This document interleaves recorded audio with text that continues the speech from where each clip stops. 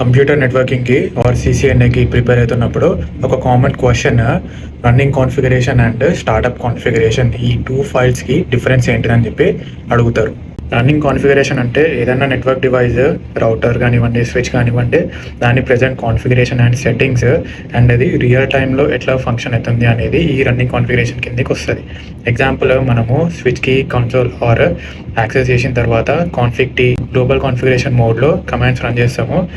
Like VLAN changes కానివ్వండి, routing protocols కానివ్వండి, security like access control list కానివ్వండి, ఇవన్నీ చేంజెస్ ఈ రన్నింగ్ కాన్ఫిగరేషన్లో సేవ్ అవుతాయి అన్నమాట.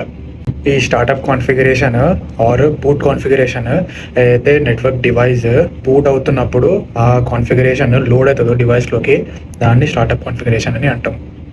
ఎగ్జాంపుల్, ఇప్పుడు మనం ఒక నెట్వర్క్ డివైస్కి యాక్సెస్ తీసుకున్న తర్వాత చేంజెస్ చేసినాము. ఈ చేంజెస్ని ఈ స్టార్టప్ కాన్ఫిగరేషన్ ఫైల్లో సేవ్ చేసినప్పుడు నెక్స్ట్ టైం డివైస్ బూట్ అవుతున్నప్పుడు ఈ చేంజెస్ కూడా ఇంప్లిమెంట్ అవుతాయి. యూజువల్గా నెట్వర్క్ ఇంజనీర్స్ ఫస్ట్ ఆ చేంజెస్ అన్ని రన్నింగ్ కాన్ఫిగరేషన్లో టెస్ట్ చేస్తారనమాట. ఇఫ్ అన్నీ కరెక్ట్గా ఉంటే అప్పుడు ఆ చేంజెస్ని ఆర్ కాన్ఫిగరేషన్ని స్టార్టప్ ఫైల్కి సేవ్ చేస్తారు. So that every time device boot అయినప్పుడు ఆ కాన్ఫిగరేషన్ ఆర్ సెట్టింగ్తోని డివైస్ బూట్ అవుతుంది అని చెప్పి. దీనికి డీటెయిల్ ఎక్స్ప్లెనేషన్ మన యూట్యూబ్ ఛానల్లో వీడియో అప్లోడ్ చేసిన.